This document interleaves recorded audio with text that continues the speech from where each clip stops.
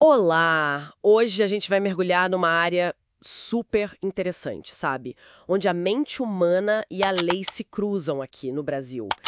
E para guiar a gente, temos um resumo bem completo do livro Psiquiatria Forense de Taborda, que é, assim, uma referência, né? A nossa ideia aqui é entender os pontos-chave, tipo, como é que a psiquiatria ajuda a justiça em casos de crime, ou para saber se alguém pode, sei lá, tomar decisões importantes na vida. Vamos desvendar isso. Exatamente. A psiquiatria forense, ela é essa ponte mesmo, sabe? Essencial entre o conhecimento da medicina, da psiquiatria, e o que o direito precisa para funcionar. E o material que a gente está usando, ele se baseia em classificações bem conhecidas, tipo a CID, o DSM e, claro, na nossa legislação atualizada. Isso mostra como a área está sempre evoluindo, né? Sempre em diálogo. E tudo começa, imagino, com os conceitos básicos, mas que são cruciais, certo? Tipo, o que é entendimento nesse contexto, e determinação, discernimento. O capítulo 1 fala disso, né? E tem a história toda da especialidade aqui no Brasil. Parece que teve fases bem diferentes, até um certo renascimento mais recente. O capítulo 2 aborda isso. Precisamente, são os pilares. E na prática mesmo, como isso acontece? Através da perícia. O capítulo 4 explica bem. O perito, ele não é parte, né? Ele é um auxiliar da justiça. Tem que ser imparcial, ter o conhecimento técnico, claro, mas também entender um pouco do jurídico. E as avaliações, elas podem ser sobre agora, o estado atual da pessoa, ou sobre o passado. Ah, tipo, na questão da responsabilidade penal, né? Avaliar como a pessoa estava lá atrás no momento do crime. Isso. Ou até para o futuro, sabe? Avaliar risco de violência, por exemplo, que é o capítulo 11. Falando em responsabilidade ou imputabilidade, aí a coisa fica complexa mesmo, né?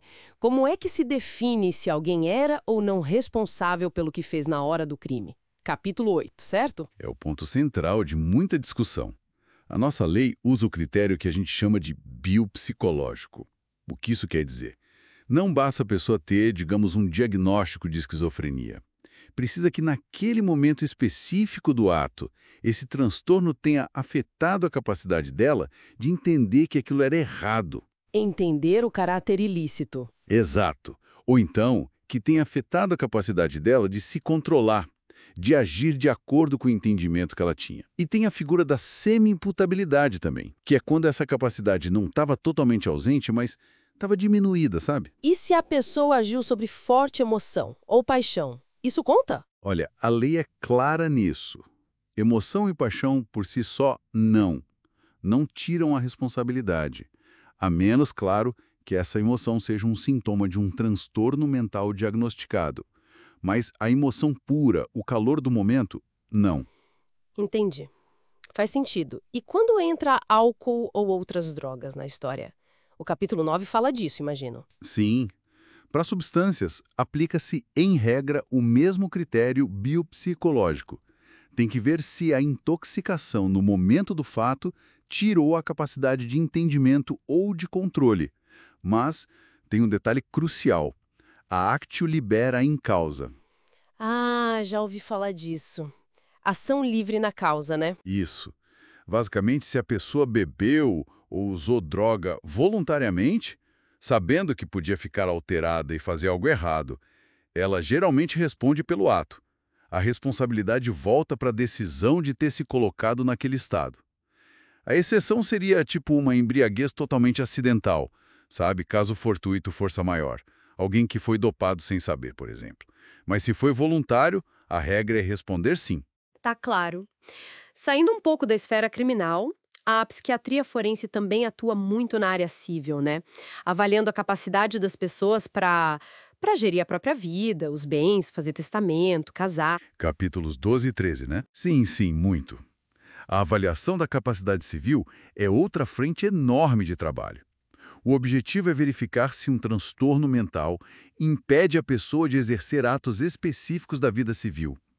É importante frisar que a interdição, por exemplo, que é quando a pessoa perde essa capacidade legalmente, ela é vista como uma medida de proteção e tem que ser a menos restritiva possível. Então, não é porque alguém tem um diagnóstico, sei lá, de transtorno bipolar que automaticamente não pode fazer mais nada. De forma alguma, um diagnóstico, mesmo um grave, não significa incapacidade para tudo. A avaliação é sempre pontual, sabe? A pessoa pode não ter capacidade para administrar o dinheiro, mas ter total capacidade para votar ou para casar. Avalie-se a capacidade para cada ato. Testar, doar, casar, dirigir, são coisas distintas. O livro também entra em temas bem sensíveis, né? Interface com o direito de família, violência doméstica contra crianças e idosos. Capítulo 6, 14, 17 a 20. E as implicações forenses de transtornos específicos. Transtornos psicóticos, de humor, de personalidade, até parafilias e a tal da psicopatia. Aliás, mencionou-se que psicopatia é diferente de transtorno de personalidade antissocial. Qual a diferença principal aí do capítulo 28? Exato. São áreas muito delicadas e que exigem um olhar cuidadoso. Sobre a diferença, o transtorno de personalidade antissocial, o TPAS, como está no DSM, foca mais num padrão de comportamento. Desrespeito a regras, violação de direitos, impulsividade, mentiras, geralmente começando na adolescência. A psicopatia é um conceito um pouco mais amplo, embora relacionado. Não é um diagnóstico formal no DSM hoje, mas se refere a traços de personalidade mais profundos. Falta de empatia, charme superficial, manipulação, egocentrismo. Nem todo psicopata comete crimes, mas o funcionamento interpessoal e afetivo é bem particular. Cada quadro, seja TPAS, psicopatia ou outro transtorno, precisa ser analisado no seu impacto funcional para a justiça. E isso tudo nos leva também a uns desafios éticos bem importantes, né? Por exemplo, a diferença de papéis.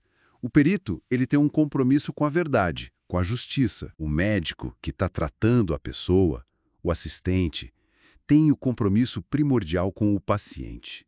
São lealdades diferentes. A questão da confidencialidade também deve ser um nó, né? O capítulo 7 fala disso. Com certeza.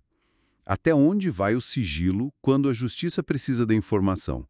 É um ponto nevrálgico. O livro ainda passa por outros temas relevantes, como a avaliação de risco de violência, capítulo 11, a questão da simulação. Ah, a pessoa fingir sintomas. Exatamente, capítulo 30, e a situação complexa da saúde mental dentro do sistema prisional, né? Capítulos 31 e 32. Um problema enorme. Nossa, quanta coisa! Analisando tudo isso, fica muito claro, né? A psiquiatria forense é uma área, essencial e muito complexa. Exige um conhecimento profundo, tanto da mente humana quanto das leis. E navega por essas avaliações super delicadas de responsabilidade, capacidade e risco, sempre com dilemas éticos ali batendo na porta. Sem dúvida alguma. Entender essa intersecção é fundamental. E não só para quem trabalha com direito ou com saúde mental, mas para a sociedade como um todo, eu acho. Porque isso afeta diretamente como a justiça é aplicada, como os direitos são garantidos, como a gente protege pessoas vulneráveis.